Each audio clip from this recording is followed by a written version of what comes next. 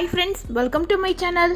நம்ம சேனலில் இன்றைக்கி ரொம்பவே சூப்பரான டேஸ்ட்டில் ஒரு ஹெல்த்தியான அல்வா ரெசிபி தாங்க எப்படி செய்கிறதுன்னு பார்க்க போகிறோம். அல்வாவில் என்னங்க ஹெல்தி வேண்டியது இருக்குது அப்படின்னு நினைக்கிறீங்களா? கண்டிப்பாக இருக்குங்க. இந்த அல்வா நம்ம ஃப்ரூட்ஸ் வச்சு செய்ய போகிறோம். இந்த ஃப்ரூட்டில் பார்த்திங்கன்னா விட்டமின்ஸும் நார்சத்தும் நிறையவே இருக்குது. அது மட்டும் இல்லை, விட்டமின் சி ஜாஸ்தியாக இருக்கிறதுனால ஸ்கின்னுக்குமே ரொம்ப ரொம்ப நல்லது. வெறுமனே பழமாக கொடுத்தா சாப்பிடாதவங்க கூட இந்த மாதிரி அல்வாவாக செய்து கொடுக்கும்போது விரும்பி சாப்பிடுவாங்க. இந்த அல்வாவில் பார்த்திங்கன்னா ஊட்டச்சத்து நிறையவே இருக்குங்க. நோய் எதிர்ப்பு சக்தியையும் அதிகமாக்குறது கூடிய பெனிஃபிட்ஸும் இதில் நிறையவே இருக்குது. வாங்க இந்த டேஸ்டான அல்வாவை எப்படி செய்கிறதுன்னு பார்க்கலாம். இது செய்கிறதுக்கு ஒரு 20 பலாப்பழம் சொல்ல தான் எடுத்து வச்சுருக்கிறேன்.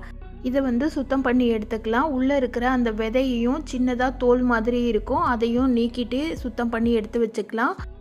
இப்போ குக்கரில் சேர்த்து இதை வேக வச்சு எடுத்துக்கலாம். பலாப்பழத்தை சேர்த்துட்டு ஒரு அரை டம்ளர் அளவு தண்ணி மட்டும் சேர்த்துக்கோங்க. தண்ணியோட அளவு ஜாஸ்தியாகிடக்கூடாது. அரை டம்ளர் மட்டும் தண்ணி சேர்த்துட்டு ஹை ஃப்ளேமில் ஒரு 3 விசில் வச்சு எடுத்திங்கன்னா பழம் ஓரளவுக்கு நல்லா ஸ்மூத்தாக வெந்து வந்திருக்கும். இதை வேறு ஒரு பிளேட்டுக்கு மாற்றி ஆற வச்சிடலாம். பழம் வேக வச்ச தண்ணி மீதம் இருந்ததுன்னா கீழே ஊற்றிட வேண்டாம். இதை ஆற வச்சுட்டு மிக்ஸி ஜாரில் சேர்த்து அரைச்சி எடுக்க போகிறோம். அந்த டைமில் இந்த தண்ணியை கொஞ்சம் கொஞ்சமாக சேர்த்துட்டு நல்ல ஒரு ஸ்மூத்தான பேஸ்ட்டாக அரைச்சி எடுத்துக்கலாம். திப்பி திப்பியாக இருக்கக்கூடாது. நல்லா வலுவலுன்னு கொஞ்சம் கொஞ்சமாக தண்ணி விட்டு அரைச்சி எடுத்துக்கோங்க. பாருங்கள், இந்த மாதிரி நல்ல ஸ்மூத்தாக இருக்கணும். ரொம்ப தண்ணியாகவும் இருக்கக்கூடாது. கொஞ்சம் கெட்டியான பதத்தில் எடுத்துக்கோங்க. இப்போ ஒரு அகலமான பேனில் 2 ஸ்பூன் அளவு நெய் சேர்த்துக்கலாம். இந்த அல்வா செய்கிறதுக்கு நெய்யோட குவான்டிட்டியும் பார்த்திங்கன்னா கம்மியாக தாங்க செலவாகும்.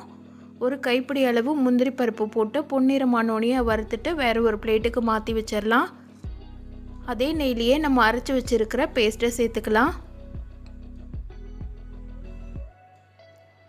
நல்லா கெட்டியான பதத்தில் தான் இருக்கணும். ரொம்ப தண்ணி விட்டு அரைச்சிட்டிங்கன்னா அல்வா செய்கிறதுக்கு ரொம்ப டைம் எடுத்துக்கும். ஓவராலாக இந்த அல்வா செய்கிறதுக்கு ஒரு 10 நிமிஷத்தில் தாங்க ஆகும். இந்த மாதிரி கெட்டியாக அரைச்சி எடுத்திங்கன்னா இப்போ நெய்யோடு சேர்ந்து இந்த பலாப்பழ மிக்ஸையும் நல்லா கலந்து விட்டுடலாம்.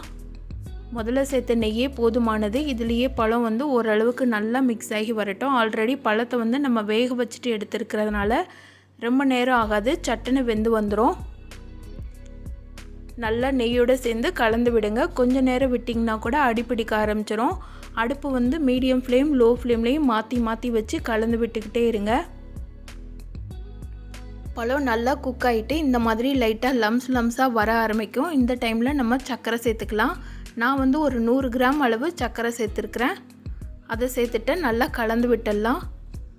பலாப்பழத்தோட இனிப்பை பொறுத்து சர்க்கரையோட அளவு மாறுபடுங்க. இந்த பழம் பார்த்திங்கன்னா கொஞ்சம் நல்லா தித்திப்பாகவே இருந்தது, அதனால் 100 கிராம் அளவு சர்க்கரை சேர்த்துருக்குறேன்.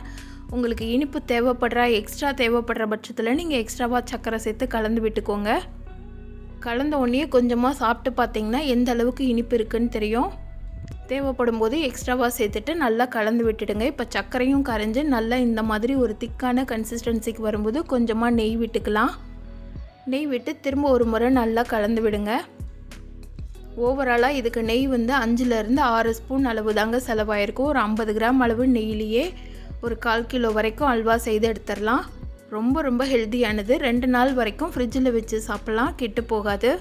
இது 3/4 வாசி அளவு இந்த அளவுக்கு குக்காகி வந்துருச்சு. இதுக்கு ஒரு பைண்டிங் ஏஜென்ட் கொடுத்துடலாம். 2 ஸ்பூன் அளவு கார்ன்ஃப்ளவரை கொஞ்சமாக தண்ணி விட்டு கெட்டி இல்லாமல் கரைச்சி எடுத்துக்கலாம். கார்ன்ஃப்ளவரை டைரெக்டாக அல்வாவில் சேர்த்துடக்கூடாது. இந்த மாதிரி தண்ணி விட்டு கரைச்சிட்டு தான் சேர்க்கணும். இது சேர்த்தோன்னே பார்த்திங்கன்னா அல்வா இன்னுமே நல்லா கெட்டியாகி கிடைக்கும். இந்த மாதிரி நல்லா குக்காகி வந்ததுக்கப்புறமா கடைசியாக கார்ன்ஃப்ளவர் சேர்த்துக்கோங்க. இது சேர்த்துட்டு உடனே கலர ஆரம்பிச்சிடும். கார்ன்ஃப்ளவர் சேர்க்கும் போதும் அடுப்பு லோ ஃப்ளேமில் தான் இருக்கணும். எல்லாத்தையும் நல்லா கலந்து விட்டுடுங்க.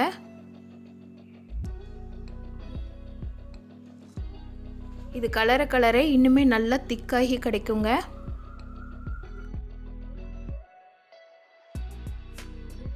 பாருங்கள், ஒரு 2 நிமிஷத்துக்குள்ளேயே இந்த அளவுக்கு நல்லா திக்காகி கிடச்சிருச்சு. இந்த டைமில் கொஞ்சமாக நெய் சேர்த்துக்கலாம். கூடவே ஏலக்காய் ஒரு 3 ஏலக்காய் உணுக்கி வச்சுருக்கிறேன், அதையும் சேர்த்துக்கிறேன். 1 ஸ்பூன் அளவு மட்டும் நெய் சேர்த்துக்கலாம். சேர்த்துட்டு திரும்ப ஒரு முறை நல்லா கலரி விட்டுடுங்க. அவ்வளோதான், நம்ம சேர்த்த நெய்யெல்லாம் அப்சர்வ் ஆகிட்டு திரும்ப ரிலீஸ் ஆக ஆரம்பிச்சிடும். இப்போவே நல்ல ஸ்மூத்தான கன்சிஸ்டன்சியில் வந்துருச்சு. அது நல்லா கரெக்டாக அல்வா பதத்துக்கு வந்திருக்கு பாருங்கள். ஓவராலாக இந்த அல்வா செய்கிறதுக்கு ஒரு 10 நிமிஷம் கிட்ட தாங்க ஆகும். பலாப்பழம் அரைக்கும் போது மட்டும் தண்ணி ஜாஸ்தி ஊற்றிடாமல் அரைச்சிக்கோங்க.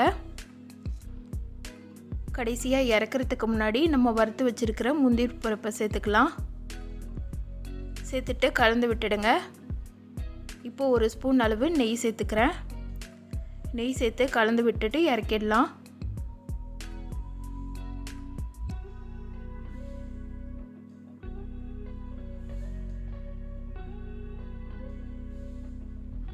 அவ்வளோதான், நம்மளோட சூப்பரான அல்வா வந்து ரெடி ஆயிடுச்சு. பாருங்கள், கரண்டியில் எடுக்கும்போது எந்த அளவுக்கு நல்ல ஸ்மூத்தான கன்சிஸ்டன்சியில் இருக்குதுன்னு சொல்லிட்டு வாயில் வச்சோன்னே கரையக்கூடிய ஒரு சூப்பரான ஒரு ஹெல்த்தியான அல்வா ரெசிப்பிங்க. பலாப்பழம் சாப்பிட பிடிக்காதவங்களுக்கு இந்த மாதிரி செய்து கொடுத்து பாருங்கள், விரும்பி சாப்பிடுவாங்க.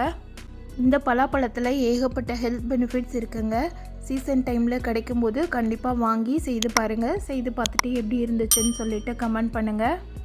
இந்த வீடியோ பிடிச்சிருந்ததுன்னா இந்த வீடியோவுக்கு லைக் பண்ணி மறக்காமல் சேனலையும் சப்ஸ்கிரைப் பண்ணிவிடுங்க. Thank you friends.